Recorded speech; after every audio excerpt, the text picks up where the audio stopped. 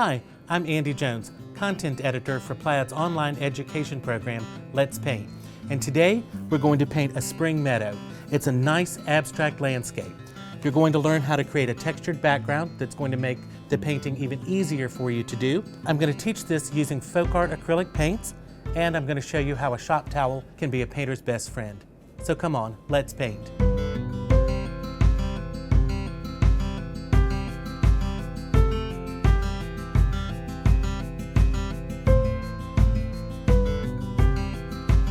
To create the background for our Spring Meadow canvas, I'm going to use some cheap wrapping tissue and I'm going to use matte Mod Podge.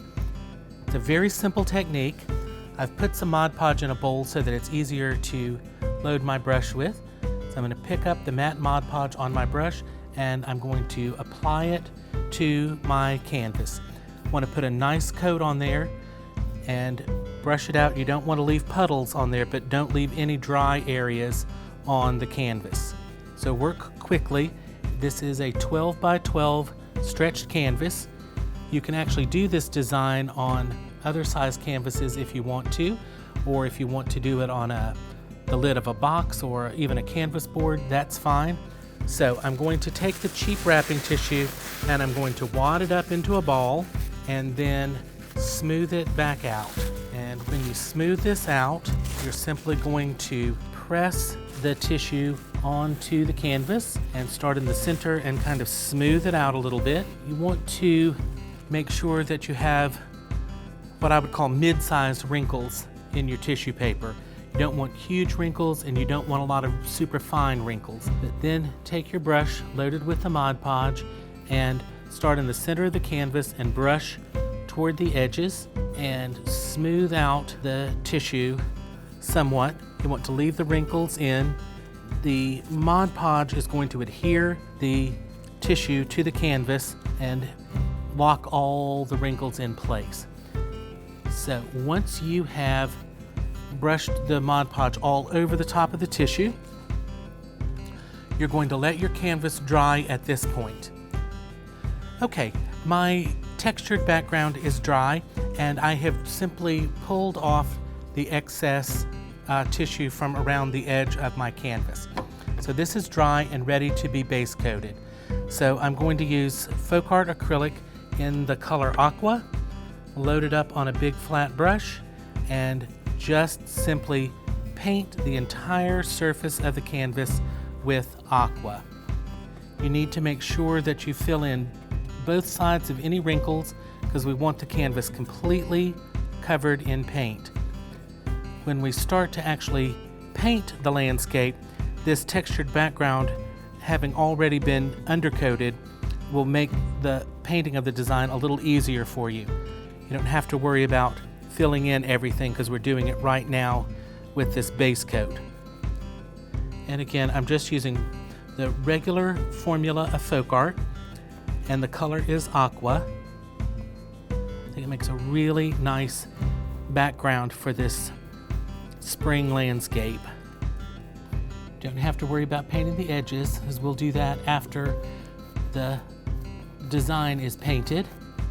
All right, so there's nothing difficult about that.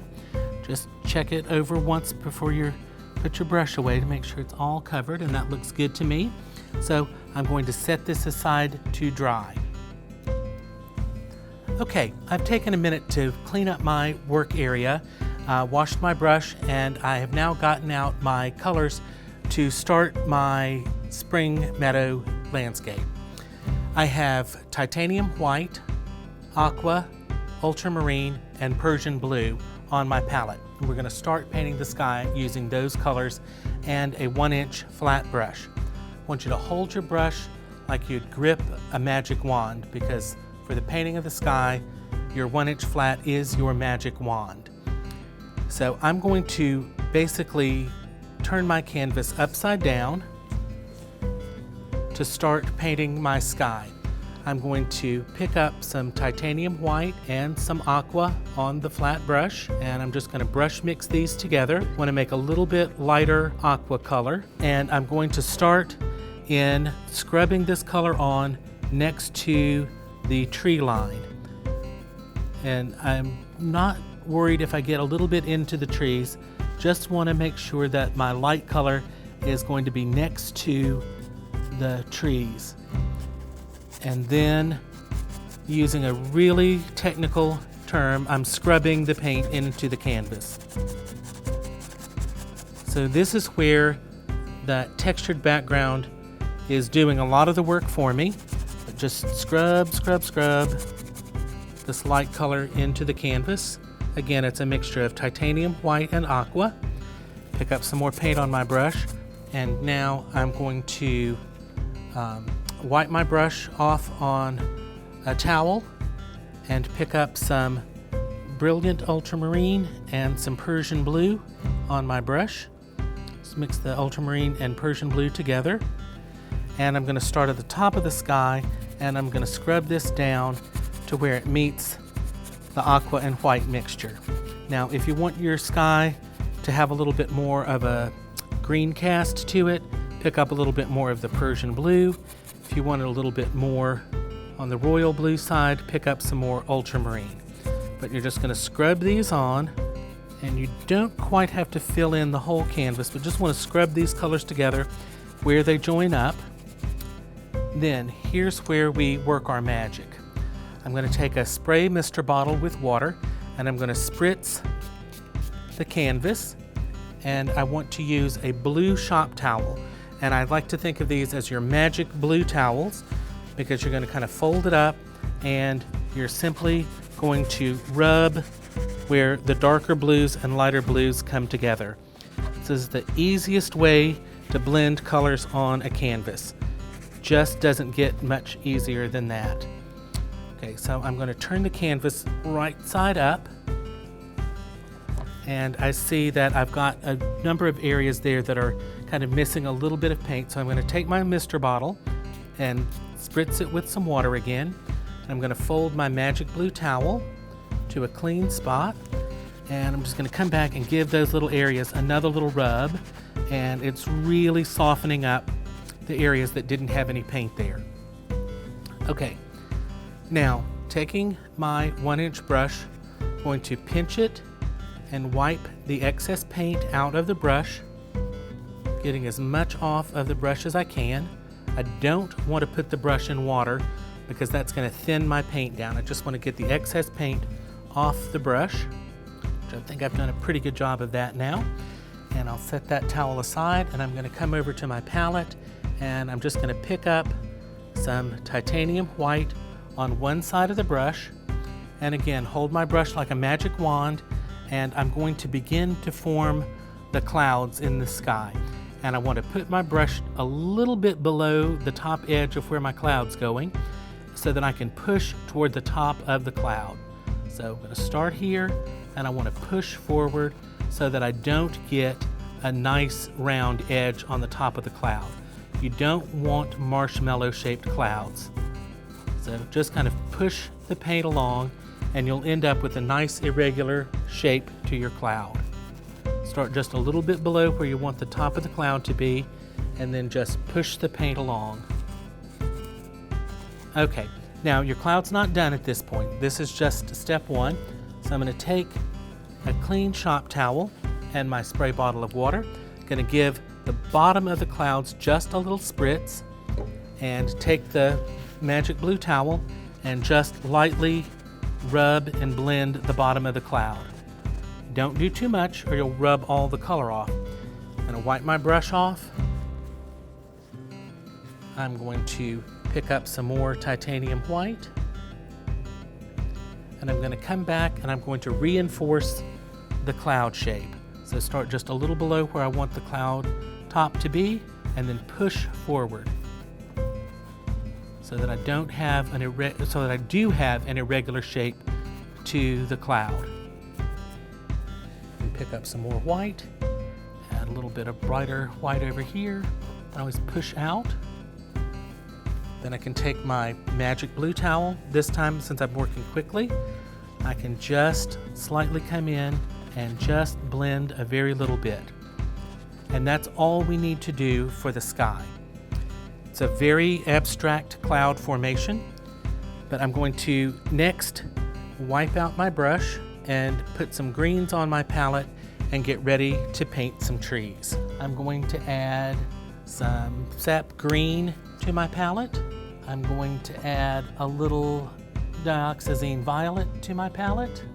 And we're going to pick up our 1/2-inch brush. I'm going to load it with some sap green, some ultramarine blue, and some dioxazine violet. Mix those together.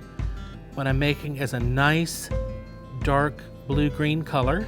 Now, turning my canvas upside down again, and this is just to make it easier to paint a straight line. We have a line that divides our trees from our meadow. So I'm going to put the flat edge of the brush next to that line and just paint straight across the canvas. And I'm going back and forth in a little zigzag motion so that I can fill in both sides of the wrinkles in my tissue background. So just scrub back and forth with this. It doesn't have to be perfectly straight. You want it to be as straight as you can get it, but a little variation in there is not going to cause any problem. Now that I've done that, turn the canvas right side up again, and we're going to start tapping the brush up and down on our canvas.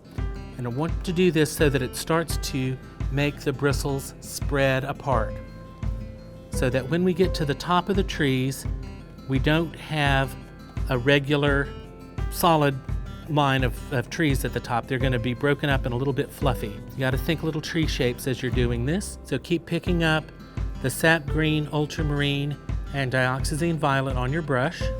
Dab it on there, pounce the brush up and down, and then as you get to the top, think little tree shapes and just kind of make the top of the trees irregular. This is probably the hardest part of the painting, making sure that the treetops are not all like a little row of humps across the canvas. Every time you paint this, your trees are going to look a little bit different. It's not a hard technique to do. Just have to remember to pounce the brush up and down and pay attention to what's happening at the edge of your tree line. Vary the angle of your brush as you're doing this so that you're not always holding the brush in the same position, because then you'll get a repeating pattern. So turn your brush in your hand so that you make sure that it's always a little bit different. Okay, that's the first part of our trees. So we're going to let that dry, and while that is drying, I'm going to wipe my brush and my big 1-inch brush again, and I'm going to pick up just some sap green on the brush and kind of load the brush full of sap green. And I'm doing what's called neutralizing the brush.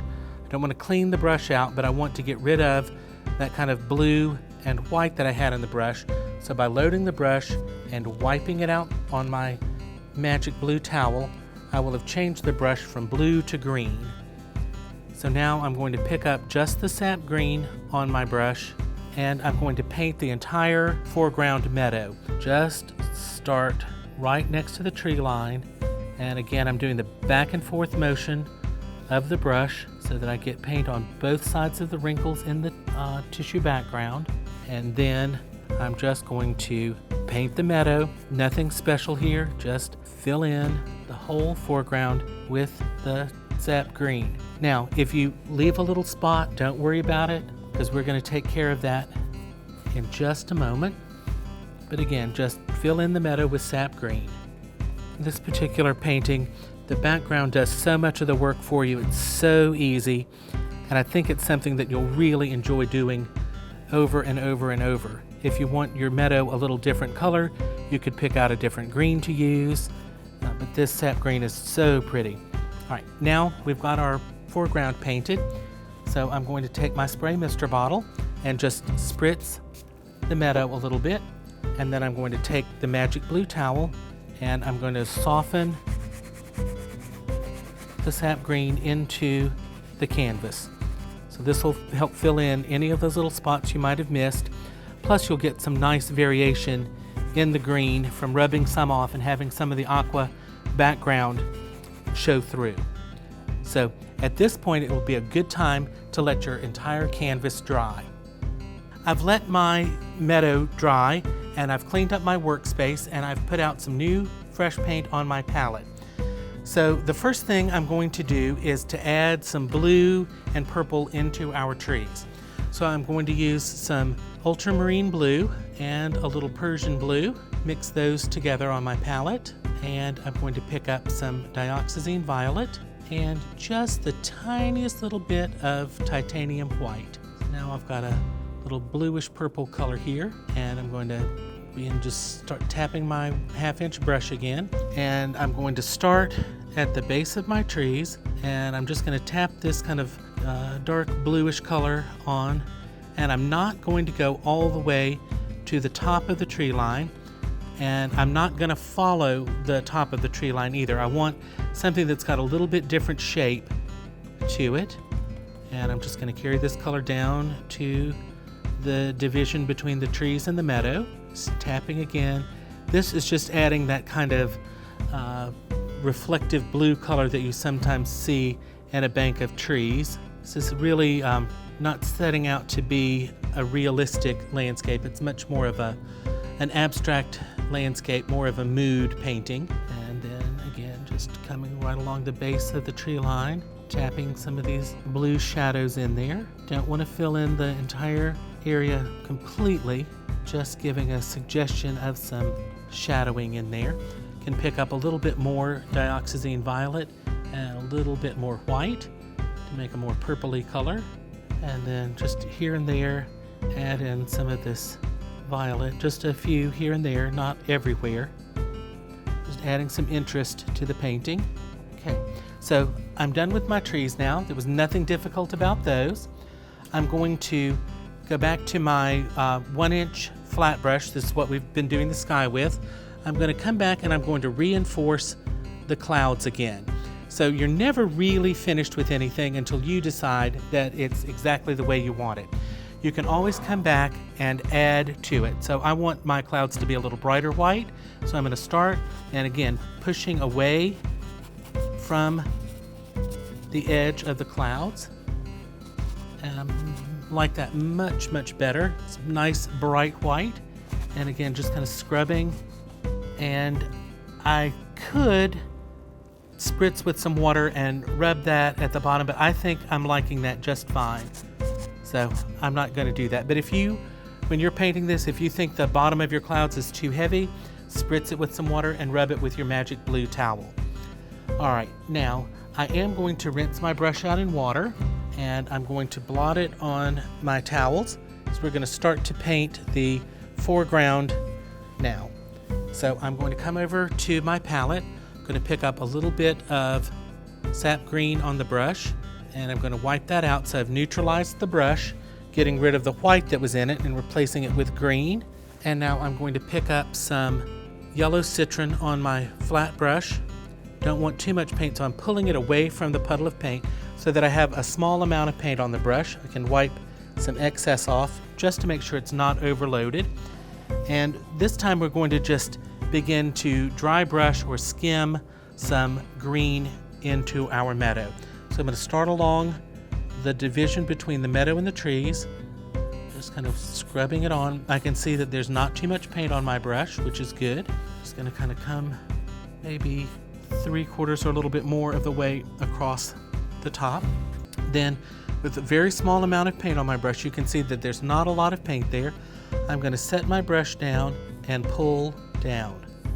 If you have too much paint on your brush, the paint's going to fill in all of that textured area, and I don't think you'll be too happy with that. So make sure you don't have an excess amount of paint on your brush, but just put that on there and lightly pull down. This is how we're creating the light areas of the meadow. So again, it's yellow citron, not too much paint on the brush. Touch the brush and just pull straight down. You don't want to do this the same way all across the canvas. You want to have an area where it's brighter, maybe somewhere it's not quite as bright. You always want to have some variation in your painting. It makes it much more interesting for the viewer. Okay, I'm going to continue on with the yellow citron. I'm going to move down a little bit and again make a horizontal marks across the canvas. Don't want too much paint on the brush, but just enough so that it's going to show up. Move down and do another horizontal line here, and then come back with small amounts of paint on the brush and just pull down. This would be pretty to do a fall landscape and have your meadow done with lots of rust and orange colors. So you can take the same techniques and change your landscape to a different season by doing the same exact techniques, just use a different palette of colors. So again, another little horizontal shape, and then just some vertical pulls. Okay, now I'm going to add a little bit of lemon yellow to the yellow citron, making a lighter, brighter green. Still not too much paint on the brush, and I'm just going to make some vertical pulls. Don't want to do it everywhere. Don't want to do them the same length either. Always striving to have some variety. And you see the plain meadow starting to spring to life. All right, so I think that's enough highlighting in the foreground of the meadow. So I'm going to wipe this light green color out of my brush, and I'm going to add a pop of orange to the scene. This orange is the complementary color of blue, so it makes a nice contrast and it'll add a lot of visual interest. So again, not too much orange on my brush, and I'm just going to come over here to this right side, and you can instantly see how vivid that orange looks against the blue violet of the shadow tree. So again, not too much paint on my brush, and I'm going to give a couple of little pulls. I think this kind of contrast adds a lot of drama to the painting. Then I'm going to take my orange, I'm going to add a little lemon yellow to it to make it a little brighter orange color. Again, not too much paint on the brush, touch the brush down and just give a nice little pull there. And this gives the illusion maybe of some little flowers blooming. It's kind of a fun effect to have, and you can, I keep wanting to play in it, and I know at home you will too, but try to restrain yourself so that you don't add too much of that. But I think this is a very, very pretty little landscape. It's nice, bright skies, pretty clouds in it, and we've created some visual effects with our lime greens and our oranges in the foreground. So I hope you enjoyed this as much as I have. It's our spring meadow. This was such a fun painting to do, using the textured background to enhance the painting, and I think using the blue shop towels is a really, really good technique. I'd like to invite you to join our Facebook group, Let's Paint with Plaid, where you'll get up-to-the-minute information about all things Let's Paint. For more studio lessons, skill builders, information about Let's Paint Live, or Donna Dewberry's Let's Paint, please visit plaidonline.com/Let's Paint.